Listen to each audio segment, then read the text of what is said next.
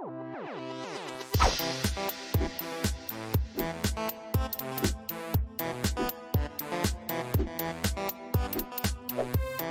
everybody, welcome to another Quicksave Review with me, RC. Quicksave Review is basically a let's play and a review mixed together for a game I'm currently playing, and I'm currently playing Inertial Drift. At least that's what I feel like when you get to the title screen, that's what they should be doing here. But guys, what we have here is another racing game. It's actually really cool. I guess it's supposed to be based on another racing series called Initial D, which is one that I've actually never played and really have never heard of. I believe it was an arcade game and it came out on the PS1 and everything. I don't know where else it's been because it's a series I have not played, which is odd because as a racing fan, I feel like it's a game I would have played at one point, but here we are. But regardless, Initial Drift is, as it sounds here, what you got is a game that is completely based on drifting. And while for some of you that may sound not fun, I gotta tell you, it's a ton of fun. It's a game where they made the drifting super fun by completely changing up the control scheme, where basically you have your throttle, you control with the left stick steering, and then you use the right stick to overdrift around corners, and then you could even drift even further with the brake. Here, we're gonna jump into a race here so I can show you how it works. By the way, there's a lot of different ways to play this game. We'll get into more of them, as we do the video here, but we're gonna start with story mode. And you can see I'm already 20% in here. Now, for me to get to 20% only took about, I would say, 15 to 20 minutes. So I would say story mode is gonna blow by pretty quick depending on your talent with racing games, I would say. If you're good at racing games, you're probably going to blow through this without any real issue. So in story mode, you're going to get this sort of like, I would say, not great story. I would say the story in the story mode is probably the worst part of the game. You have these characters here who talk back and forth, and they're basically, like, the whole crux is like, hey, I want to get better at racing. Hey, you should go race more. Go race over here instead of racing here. And that's really what all the dialogue has really been. There's been nothing interesting whatsoever. But what is interesting is the gameplay. The gameplay more than makes up for a lackluster story, which I don't come for a racing game, or to a racing game for a story anyway, but here we go. So here we go. We are racing against a ghost, and we are trying to get a target lap time of 150. So we'll see what we can do here. So here we go. Here's the initial drift. So that is me using steering and the drift. This is your steering. The steering is very subtle. Then you get your drift. Then you can use your brake like that to twist your car pretzel style. But I really dig the way this all works. Like, I normally, when I play racing games, the drifting sometimes is make or break for me in certain games. Because of how much it torques the car and how the tracks are actually designed to work with the drifting, right? But I gotta say, in this game, it is just a ton of fun to like try and really nail those corners. This is my first time on this track, so I'm not doing great. I can't even see the ghost. Ghost is not even in sight.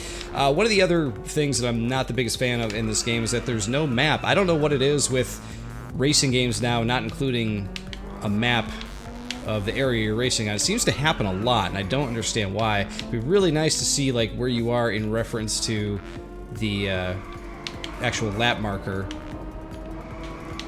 Not that it's a huge deal breaker, but it would be nice to actually at least see like how far the ghost is away from me right now, because obviously I cannot see them at all. Would be nice to know if I even stand a chance at this point, or if I should start over. But this is going to be the majority of your racing. The game is built as a head-to-head racing game, one-on-one. I have played one match online against somebody, which, not to brag, but I did win. Hey, look, there's the ghost. Okay, so we're going to start over here. We got a 157, which is not terrible, but it's not great. Let's see what we can do here. But the online race was good. It ran real well. I was able to find a game, I would say within the 2 minutes that I was looking for one. So there are people playing this game right now, which I am very happy about. Because a lot of times you come to these brand new Steam games and nobody is playing them online. But people are definitely playing Inertial Drift, which is good to see. Oh no, that's gonna send me back. So hitting any kind of bump against a side, hitting your bumper, you know, into a curb like that is really gonna slow you down. That is gonna cost you, unfortunately. At least on this run, I'm actually keeping the ghost in my sight, and that's sort of what Initial Drift is kind of about. I would say the first 20% of the story that I already finished, that I told you took 15-20 minutes to get through, was very simple. I had no trouble beating everything on the first try. This one may take another try here. We'll see.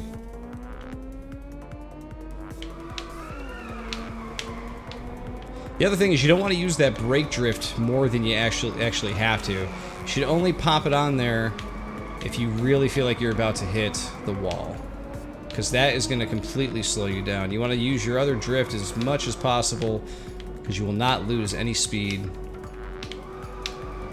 But it is a hard thing to get used to, and every track is, for lack of a better phrase, you guys don't mind me saying, a learning curve.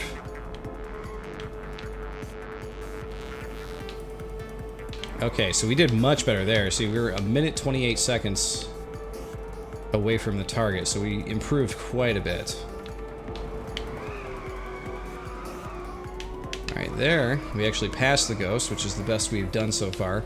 And that's where you're going to see, like, using that little brake drift. Sometimes you just need a little tweak on your car to kind of make it through, you know what I'm saying?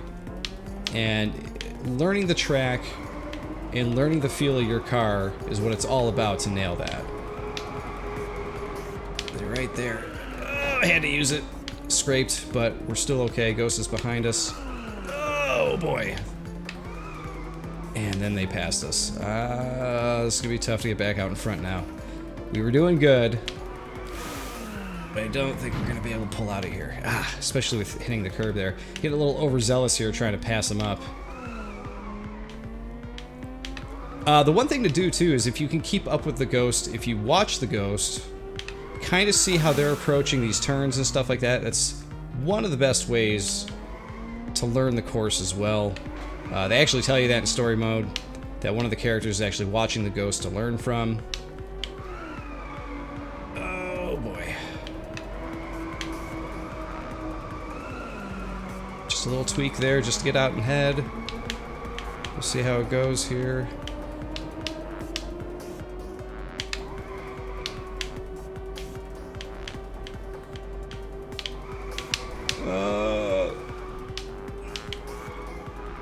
See, that ghost actually had to use the brake drift right there, which might be a blessing in disguise. Or not even a disguise, just a blessing, really. And we've managed to nail it. Okay, so as you can see, we started at 157, 151, and 149. Got it on the last lap. Whew! And I gotta say, that is the best kind of tense racing you can expect from any racing game, but that's what you're gonna get with Inertial Drift here. It's a great feeling to be able to be like, man, I nailed it on that last one. Beat it by a couple seconds, beat the ghost in the last minute there. It's a great feeling. So again, characters talk about like, wow, you're doing real good, you're racing real well, maybe try to do this. And I find the characters very uninteresting. I've been just kind of blowing through all this stuff. Guys, don't get mad that I'm doing it, but hey, that's where I'm at with this right now. And if you want to play the game, if you want to read the story, by all means, enjoy. The game is $20, so keep that in mind right now because it's newly released. It does have a discount. It's like 15 or 16 bucks right now, which I think at $15 or $16, that is quite a good deal for what you're getting with this game. Oop. So now we're in a mode called Duel. In this mode, you race against somebody else one-on-one. Just like I said, that is the name of the game, one-on-one. In this mode, what happens is whoever is out in front by a certain margin, the longest, will start scoring points. You can see that the rivals gained 8. I'm out in front now. So right now I need to stay out in front and start getting some points up. I got 2, 3. So far it's a close game. Now this, actually, I played a bit of Grand Prix, actually. And the second Grand Prix event was a duel, and I absolutely got my ass handed to me the first time I did it. It was a little... it was a little annoying because I was able to get back out in front and score some points back, but it was like a landslide victory for the computer. I had no chance. This is a bit closer. You race either 3 laps or up to 1,000 points, I believe. So if the other player gets that far ahead of you, they're just gonna win it. Oh, that was not a good drift. So you are going to be rewarded for racing well, and that is what you got to keep in mind. Okay, we're going to take this, tweak a little bit. See, because we're not far enough ahead of him, we're not gaining points. We're getting very few points here. Okay, now it's going up.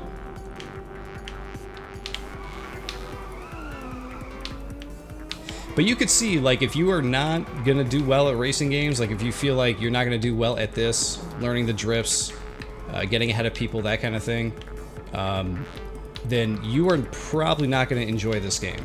I'm just gonna say that right out. This game is all about figuring out the tight corners and getting that perfect drift. And getting out in front, as you can see here. I'm actually kind of blowing this guy away now. I don't know if he messed up or what, but hopefully I can keep this going. Oh, that's not good. Yeah, I can see him in my rear view now. He is gaining. Oh, and he's gonna gain big time now because I'm watching my rear view more than my front view. Oh, that was not a good drift either. I am just like messing up all over the place here. He must have really messed up though to be that far back because I'm kind of screwing up all over the place here and he is not catching up, so I don't know what's going on with him. But he was trash talking me while we were racing, so that's what he gets. There we go, duel results. So that's my first duel that I've actually won. Now I feel more confident when I go back to Grand Prix here. So anyway, blah, blah, blah, they talk about, yeah, I'm impressed, you know, for a new racer, you're doing pretty good. That's all they talk about. It's the same crap over and over and over. You know, oh, I'm not as good at doing this thing as this other guy. Well, you better get good, and then you move on to the next thing. So that was a ghost run and a duel. We are going to back out of this story as soon as we get through all that. We have now unlocked new challenges that are available in challenge mode, which hopefully we can actually go play one. We'll go check it out. Last time I went in there, everything was locked, but that was a little bit of story there. You can see that is the second portion of story mode. There are 3 more after that, so if you're not doing well, story mode is going to take you a bit longer. We seem to be doing okay. I have a feeling by the time we get to the 3rd area of the story mode, we may be having a bit more problems there, but we'll see how that goes. Let's see. Okay, so this stuff is still locked. This is challenge mode. You kind of go back and forth here and pick your different cars, from what I can tell. But everything is still locked, so it's weird because it told me I unlocked challenges. I have not figured out how this is actually supposed to work here. There's some pretty sweet cars in here, though. I will say that. Here we go. We did get this challenge. Okay, so we got this guy's car. Drive as far as you can before the clock runs out. Get to those checkpoints for more time, it'll be over. So we got to hit a target of 8,400. So it looks like the challenges are kind of thrown about, and you know, the one that you unlock will not necessarily be the one that's at the front when you open up the challenge menu. So that's good to know. So this is my first challenge. Let's give this a shot. It might help you to put in some more practice out there on the track, get some steady times in the endurance challenge. That should help give you the consistency a top racer needs, blah, blah, blah. Honestly, I feel like this game would be a little bit better without the characters. I feel like they don't really add much to the game. I get why they exist, why they're there, but I don't know. They do a whole lot of nothing for me. All right, so here we go. Ooh, this one's got some crazy drift to it. The drift on the right stick is super slow. You almost gotta like lean into the turn. Wow, that's weird. So the cars do definitely, this is the 3rd different car that I've driven in this game. They definitely do drive differently. They feel completely different. All right, so we're hitting the checkpoints. Well, that's good. I'm not sure that we're gonna be able to make the next one, though, because we are not driving well with this car. I'm going to need some practice with this one. Oh, boy. Yeah, that's terrible. Oh, my God. This thing turns like butt. It really does. I guess it wants you to focus on using the brake? I'm not sure. I guess it's part of the challenge here. That is why it is a challenge, right?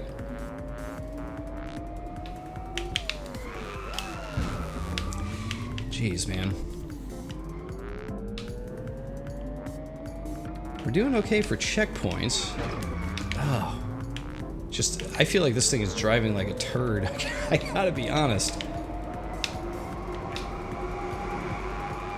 So you can finally get it to do the drift you need, but it feels like it takes forever for it to get there. Woof. Another checkpoint.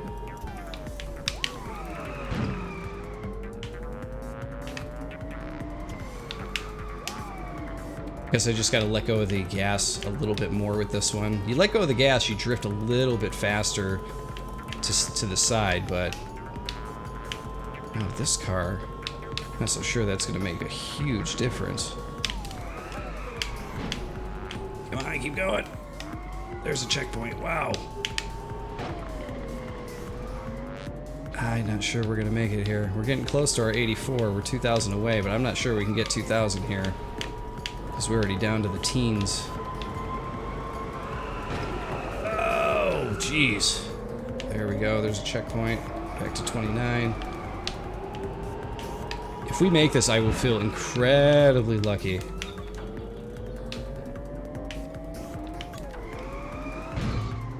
Sheesh. Ain't good. Man, I just slam into the sides every single time, no matter what. Okay, we might have a prayer here. Yeah, we made it, I think. Yeah. We totally made it. We're good. Wow, considering how this car... I would never drive this car again.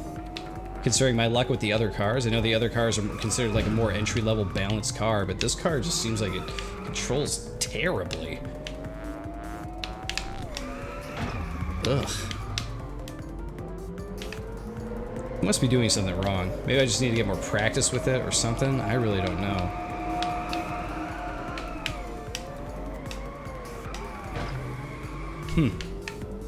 Just not getting a feel for it.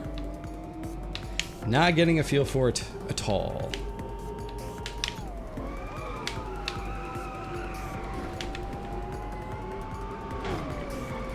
I guess tapping on the brakes maybe might be the way to do it.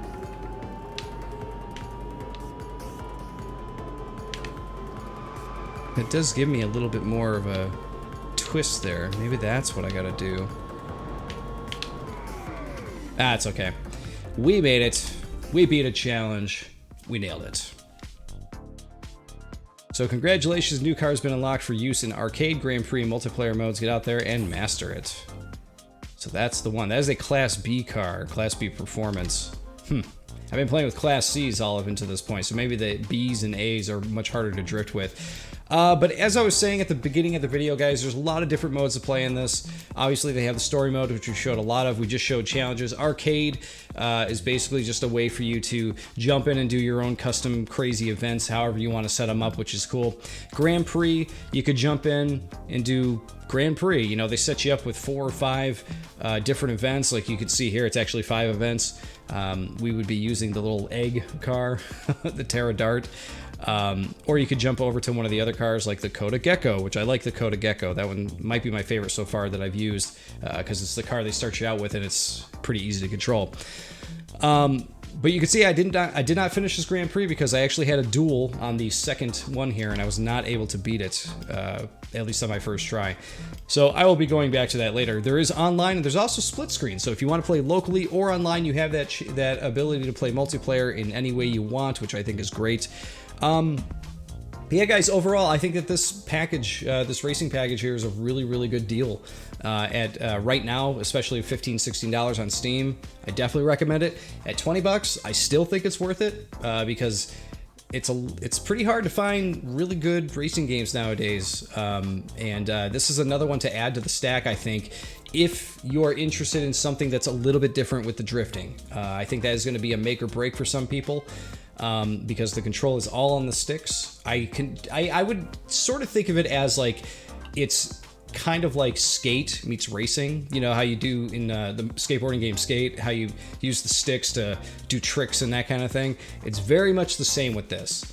But again, this game, you know, it offers just the drifting as your main focus. So, you know, if you are interested in more arcadey racer that offers like tricks and jumps and that kind of thing, you're not really going to find that here. So this is mostly about shaving times off with like a really fast arcadey drift mechanic. But either way, I think it's really, really cool. I think it's worth checking out.